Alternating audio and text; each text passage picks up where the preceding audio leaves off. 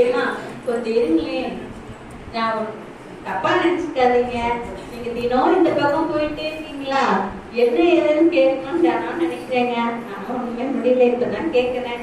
எங்கதான் போறீங்கம்மா? நாங்க வந்து மனவள கலை மன்றம் விஜயபாரத் பின்னாடி இருக்கு. அதப்பா போறோம். உடல், உயிர், மனம் இது எல்லாம் நல்லா ஆரோக்கியமா வச்சுக்கிறோம். பயிர் சங்க கொடுக்குறோம். அங்கே போயிட்டு இருக்கோம். நீங்களும் வாங்கலேன். அப்படிங்களா? சரிங்க.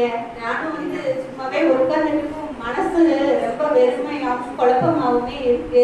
நீங்க சொல்றத பார்த்தா நானும் அங்க வந்தா கொஞ்சம் நல்லா இருக்கும்னு நினைக்கிறேன். சரிங்க, நானும் நாளைக்கு இருந்து வரேங்க. வாங்க, வந்து நீங்க பிடிசி பயிற்சி எடுத்துக்கங்க. 12 நாள் கோர்ஸ் இருக்கு. வந்தீங்கன்னா உங்களுக்கு உடலுக்கு, உயிருக்கு, மனசுக்கு பயிற்சி கொடுக்குறோம். நீங்க வந்து கற்றுக்கலாம். ஓகே, அதுதான்.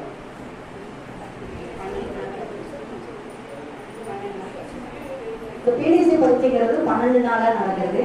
அது குழந்தைங்களுக்கு நடந்துட்டு தான் இருக்குது. வரவங்க வந்து பயிற்சியை பயந்துடுங்க. உங்க வாழ்க்கையை சிறப்பாக்கிடுங்க. நான் முடிஞ்சு இப்போ பேராசிரியராக இருந்திருக்கேன். இவங்களும் பேராசிரியர் பயிற்சி முடிச்சாச்சு. இப்போ பிரம்மஞானி அருள்நிதியா வந்திருக்காங்க.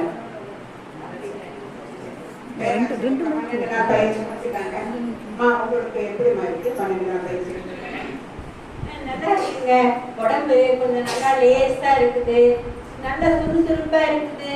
ஏதாவது வேலை செஞ்சாலும் ஒன்றும் கஷ்டம் இல்லாம நல்லா ஈஸியா செய்ய முடியுதுங்க. ஆனா என்னங்க, இந்த மனசுதாங்க எதையாவது நினைச்சு நினைச்சு ஒரே சங்கடமா இருக்குதுங்க.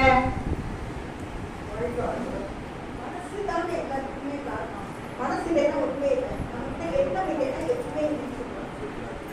சுவாமிஜியே வந்து எண்ணத்தை எண்ணத்தால காவலா வைக்கணும்னு சொல்லுவாங்க. எண்ணத்துக்கு எண்ணத்தையே காவலா வைக்கணும்னு சொல்லுவாங்க. மகாகவி பாரதியார் கூட எண்ணிய முடிதல் வேண்டும், நல்லதை எண்ணல் வேண்டும், திண்ணிய நிந்தம் வேண்டும், தெரிந்த நல்லறி வேண்டும் சொல்லுவாங்க. அப்ப நம்ம என்ன ஆரம்பிக்கும் போது இது நல்லதா இது கெட்டதா நமக்கு தெரிஞ்சுக்கணும்.